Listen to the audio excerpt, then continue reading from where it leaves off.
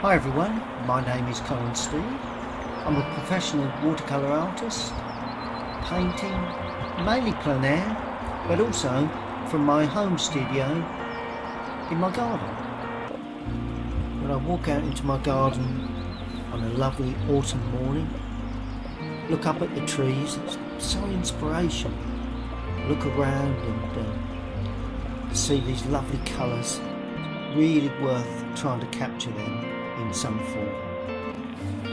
So the first thing to do is to go straight into my garden studio and select the materials for the day's painting, or the morning anyway.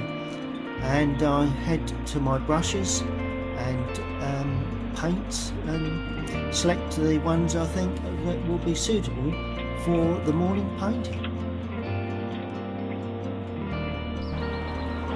When I head out off onto the common on a lovely morning like this, I need to get amongst the trees really, to get the feeling, the atmosphere, and just to take in the bird sound. It's always a good thing to do, you know, rather than just going straight to a subject. Have a wander around the area. Take in the different views and the different lights that you see when you walk through a wooded area, down a country lane, and then take off into a little path that leads through the trees. It's a lovely thing to do, and it's the best way to start a painting.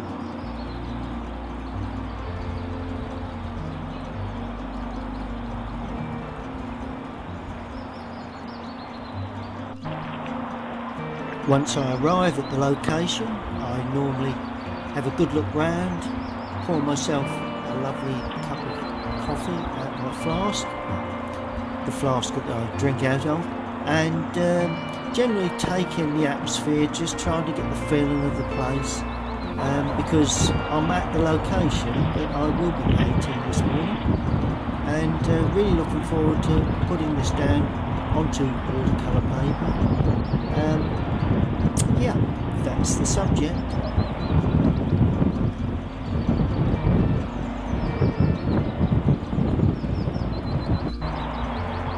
And the first thing I do is view up the composition and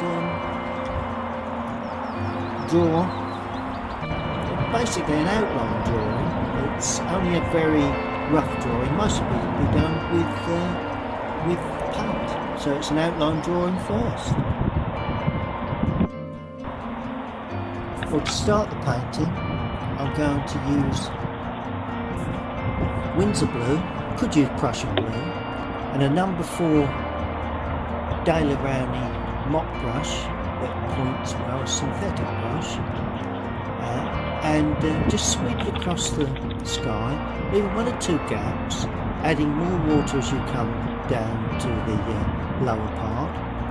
Then I'm going to introduce a little cadmium lemon, bottom left hand corner of the sky, because that's where all the light is, that's where all the sunlight is coming from, and then just a little bit of cadmium red with that.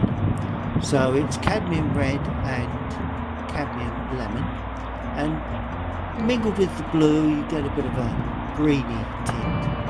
But then I've just added a little more of the cadmium lemon, just to try and really give it that extra punch in that bottom left-hand corner. So yeah, bring that down into the foliage at the bottom.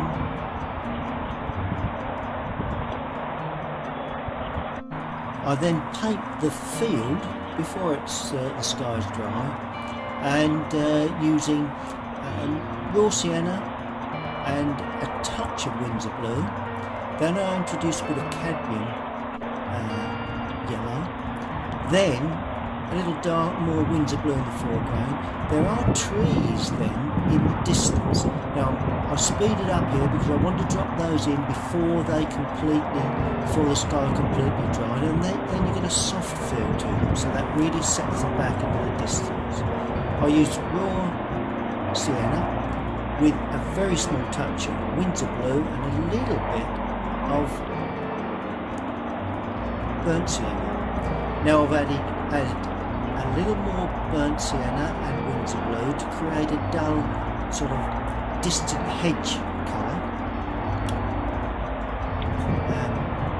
A bit more raw sienna now, just running in there, trying to hold that autumn feel, although the hedge is in shadow really, and I run that along the bottom edge.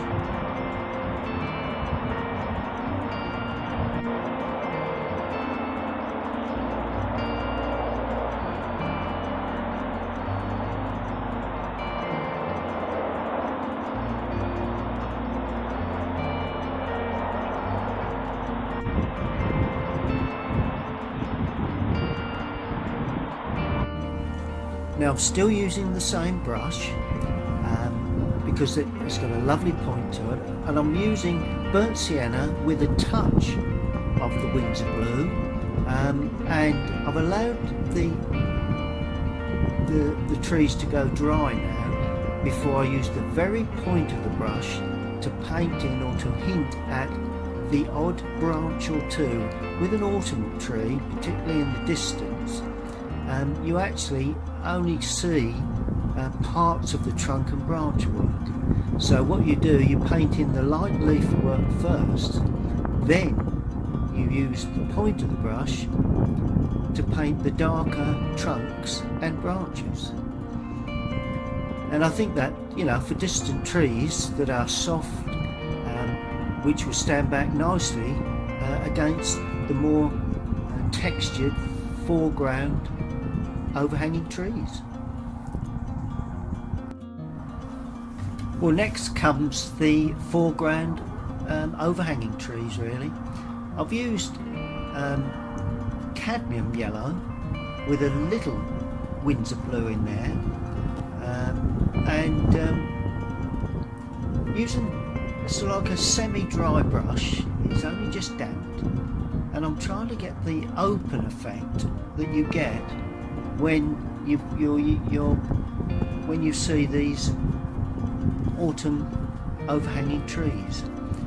So it's just a technique that I've developed, scratching across the paper, letting the brush run out of paint, and then going back in again with a little bit into the palette, picking up a bit more paint.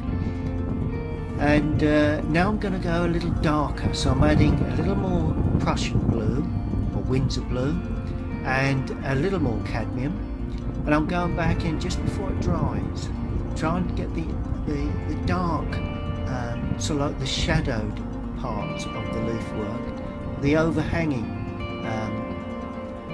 parts of the leaf work away from the sunlit side.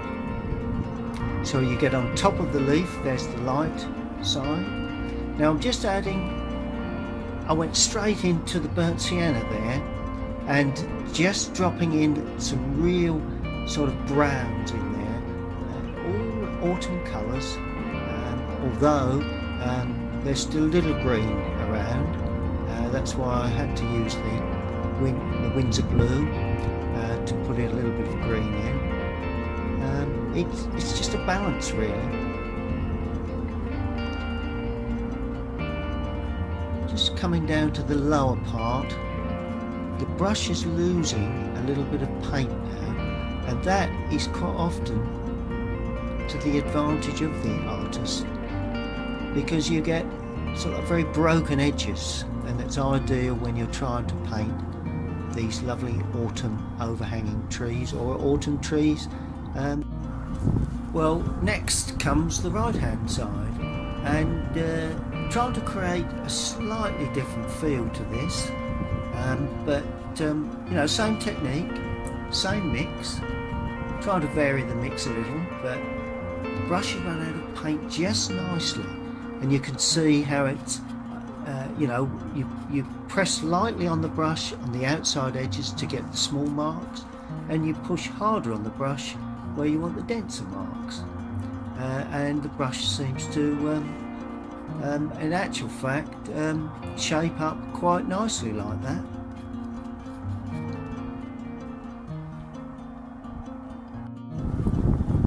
Now I'm going to do the real dark areas, the real dark areas. Very little light on the foliage in the undersides of these trees, the hedging, and I've used a very strong mix of Windsor Blue and Burnt Sienna, and I'm using the point of the brush as well and picking around the gate because I want a little bit of dappled light on that.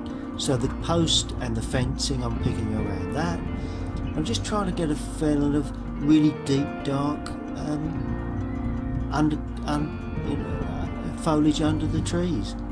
I've left one or two gaps. Notice I've not filled it all in. It just gives a bit of life to some parts of that. But working my way up a little bit higher, just all the time I'm looking at the foliage and the leafing that I'm standing in behind, and trying to match that in a similar way. Right, now the leaves are on, I've used the same brush and the point again, and I've mixed Burnt Sienna with Windsor Blue to give me a nice deep dark brown. And I'm starting off with the trunk, as you can see, and I'm working my way up the trunk, but I'm leaving gaps where the branches would overhang the trunk. And once I break out into the outer edge, I'm using the point of the brush to pick up those very small branches, twig branches, that's supporting the outer leaf. Now to start with, I've not put a very thick trunk in. I'm now thickening up the trunk, because the point is, if you put in too thick a trunk to start with, then the branches have to be thick, and sometimes the tree looks top heavy. So start off with narrow trunks and branches. You can always thicken them, but it's more difficult to make them thinner. And as you get to the top, just use the point of the brush to put in the smaller branches. Now the tree to the left actually only breaks out halfway up the foliage, and as you can see, I'm adding, leaving gaps and then adding branches, picking my way up the tree, and slowly building up the impression of a tree. Now I've done the same to the right, but this time it's a larger tree, so the branches are coming in and down and then going up towards the light.